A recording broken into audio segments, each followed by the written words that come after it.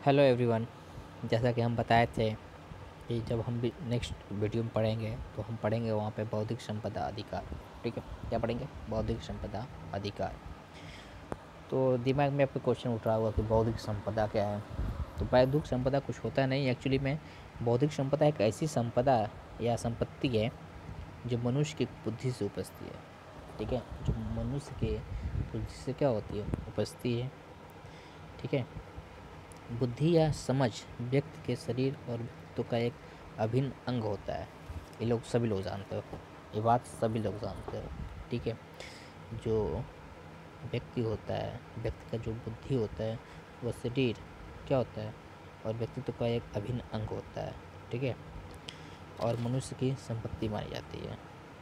यानी कि कह सकते हो कि जो आदमी का बुद्धिमत्ता है ही उसका शक्ति है, एक रूप से कहा जाए तो। ठीक है, उसकी जो बुद्धिमत्ता है उसकी क्या है, एक संपत्ति मानी जा सकती है। बिल्कुल।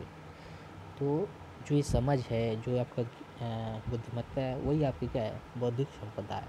ठीक है, फिर भारत आती है। भारत में बौद्धिक संपदा अधिकार से संबंधित कुछ कानून बने हैं।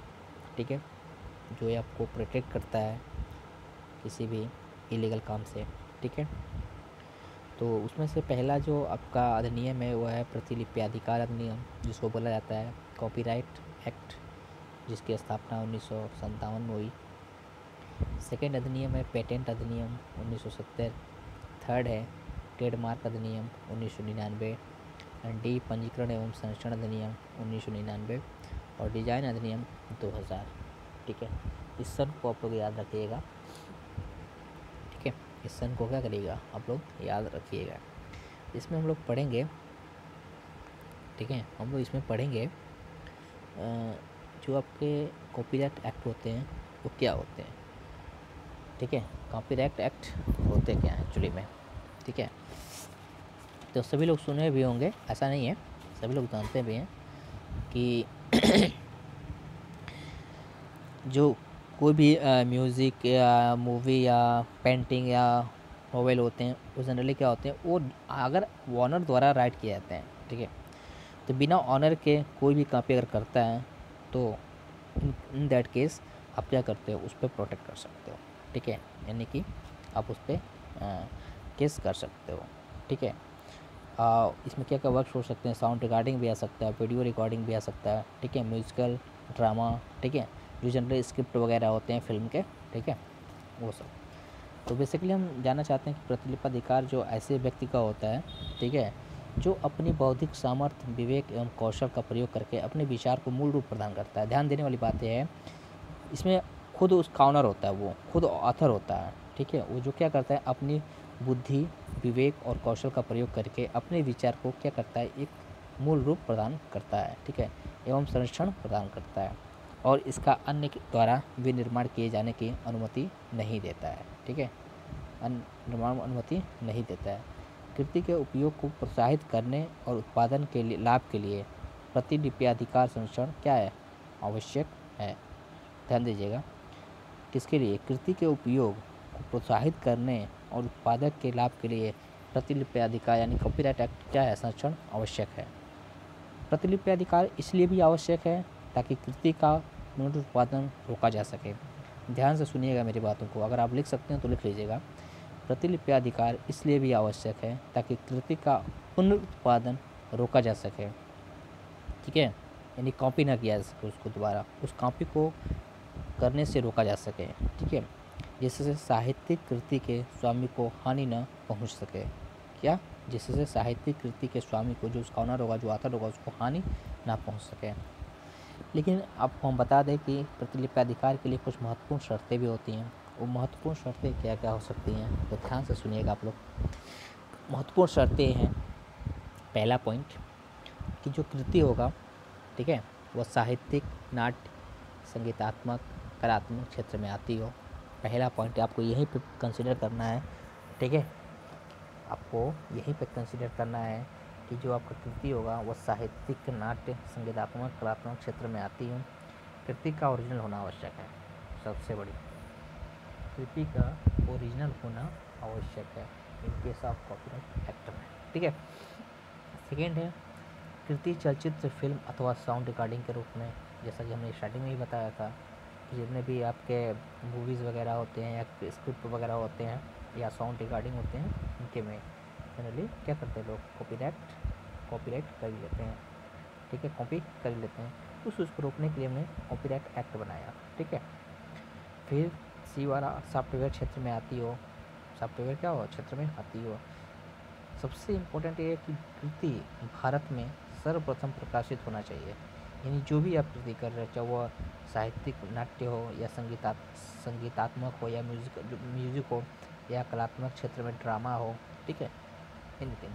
ठीक है, फिर आपको सबसे बड़ी बात समझने वाली बात यह है कि इसका जो विषय वस्तु है वो क्या हो सकता है। ठीक है, इसका जो विषय वस्तु है क्या हो सकता है। तो जैसा कि हमने स्टार्टिंग में बताया था, मौलिक साहित्यिक हो सकता है, नाट्य हो सकता है, संगीतात्मक हो सकता है, कलात्मक हो सकता है, साउंड रिकॉर्डिंग हो सकता है। ओके, और मैंने आपको एक वीडियो भी भेजा था यूट्यूब पे, यूट्यूब का वीडियो था, मैंने एक छोटा सा 5-6 मिनट का वीडियो था, उसको आप लोग अच्छे से देखिएगा, समझिएगा। इतना मोर देन आपके लिए एग्ज़ाम के लिए है कि आप इसको लिख ले जाओगे। ठीक है, तो आपको सबसे पहले समझना है कि कॉपीराइट एक्ट होता क्या है और किन किन विषयों पर लगाया जाता है। सबसे बड़ी बात है किन किन विषयों पर लगाया जाता है। ठीक, और इसके महत्वपूर्ण शर्तें क्या हैं, शर्तें हमने बता दिया है। पहला शर्त हमने ये बताया, कृति साहित्यिक, नाट्य, संगीतात्मक, कलात्मक क्षेत्र में आती हो। ध्यान से सुनिएगा, कृति साहित्यिक, नाट्य, संगीतात्मक, कलात्मक क्षेत्र में आती हो। कृति का ओरिजिनल होना आवश्यक है। ठीक है, कृति चलचित्र, फिल्म अथवा साउंड रिकॉर्डिंग के रूप में हो। कृति चलचित्र, ठीक है, फिल्म अथवा साउंड रिकॉर्डिंग के रूप में हो, सॉफ्टवेयर के क्षेत्र में आती हो। और सबसे लास्ट था कि कृति भारत में सर्वप्रथम क्या हो, प्रकाशित होना चाहिए। और इसके विषय वस्तु हमने बता ही दिया, मौलिक साहित्यिक, नाट्य, म्यूज़िक, ड्रामा और क्या, साउंड रिकॉर्डिंग। ठीक है, प्रतिलिपिकाधिकार अधिनियम किस सन में बना, तो आपको याद रखना है 1957, 1957। ठीक है, 1957 में आपको क्या करना है, इस सन को याद रखना है। यानी जब भी क्वेश्चन कॉपीराइट एक्ट के बारे में पूछेगा कि कॉपीराइट एक्ट को समझाइए, इसके क्या विषय वस्तु है, तो आपको एक प्रॉपर वे में क्या करना है, लिखना है। सबसे पहले आप लिखेंगे कि कॉपीराइट एक्ट होता क्या है, किस सन में इसकी स्थापना हुई। इतना अच्छे से इसको लिखिए ताकि नंबर काटने का कोई सवाल ही ना हो। ठीक, उसके बाद आप आइए तो उसका जो महत्वपूर्ण शर्तें होती हैं वो क्या है। लेकिन इसके 5 नंबर के क्वेश्चन में अगर कभी भी याद रखिएगा कि आप बहुत बात को बढ़ा चढ़ा मत लिखिए, आप पॉइंट टू पॉइंट कंसिडर करेंगे तो आपका नंबर नहीं कटने वाला है। ठीक है, आप किसी बात 5 नंबर क्वेश्चन चाहे 2 नंबर के क्वेश्चन में आप पैराग्राफ मत बनाइए, आप उसको क्या करो, पॉइंट में कंसिडर करो। जब पॉइंट में कंसिडर करोगे तो obvious सी बात है एग्जामिनर के जो उनको भी पढ़ने में आसानी होता है। ठीक है, और आप जो रिप्रेजेंट करते हो उसको भी आसानी, मतलब आपको भी आसानी होगा।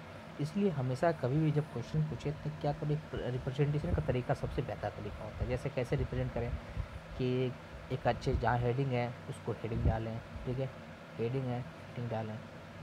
पॉइंट वाइज कोई पॉइंट आ रहा है तो उसको पॉइंट वाइज बना के लिखें 1 2, या फिर आप चाहो तो छोटे छोटे स्टार बना सकते हो या फिर टिक लगा के धीरे धीरे लिख सकते हो। ठीक है, तो कहने का तरीका को वो आपके ऊपर डिपेंड करता है कि अपनी कॉपी को कितना हम अच्छे से लिखते हैं। क्योंकि कभी कभार डिपेंड ये भी करता है नंबर पाने के लिए कि आपको अपनी कॉपी को इतना अच्छे से लिखना होता है कि आप सामने वाले एग्जामिनर के लिए क्या हो, इफेक्टिव हो जाए, प्रभावित हो जाए। ठीक है, तो हम लोग जब नेक्स्ट पढ़ेंगे, आज तो हमने पढ़ लिया कौन सा, कॉपीराइट एक्ट किस सन में हुआ था, 1957। इसका विषय वस्तु क्या है, मौलिक साहित्यिक, नाट्य, संगीतात्मक, कलात्मक, साउंड रिकॉर्डिंग। अब हम जब पढ़ेंगे नेक्स्ट, याद रखिएगा, अब जब हम पढ़ेंगे नेक्स्ट अधिनियम, उस अधिनियम का नाम होगा पेटेंट अधिनियम। कौन सा अधिनियम, पेटेंट अधिनियम, जिसकी स्थापना 1970 में हुई थी। याद रखिएगा, ये सन आपसे पूछेगा तो आपको कंसीडर करना पड़ेगा कि जो पेटेंट अधिनियम है वो कब स्थापित किया गया और इसका क्या महत्व है इस प्रणाली का। इसके कुछ ऐसे भी आइटम होते हैं जिनका पेटेंट नहीं किया जा सकता है, कुछ ऐसे भी आइटम होते हैं जिनको पेटेंट किया जा सकता है, और क्या इसके प्रोसीजर होते हैं किसी भी पेटेंट को रजिस्ट्रेशन कराने के लिए। याद रखिएगा, ये सारा कुछ क्या करना है आपको हम नेक्स्ट वीडियो में बताएंगे। आप चाहो तो यूट्यूब पे इसका भी लिंक मैंने भेजा है, ठीक है, ग्रुप में, आप वहाँ से स्टडी कर सकते हो। उसको पढ़ने के बाद जब एक बार यहाँ नोट्स भी देखोगे तो आपको पूरी तरह से क्या होगा, क्लियर हो जाएगा। ठीक है, तो आई होप कि आपको समझ में आया होगा और आप अच्छे से स्टडी करिए। जैसा कुछ होगा फिर हम लोग नेक्स्ट वीडियो में देखते हैं। Okay, bye.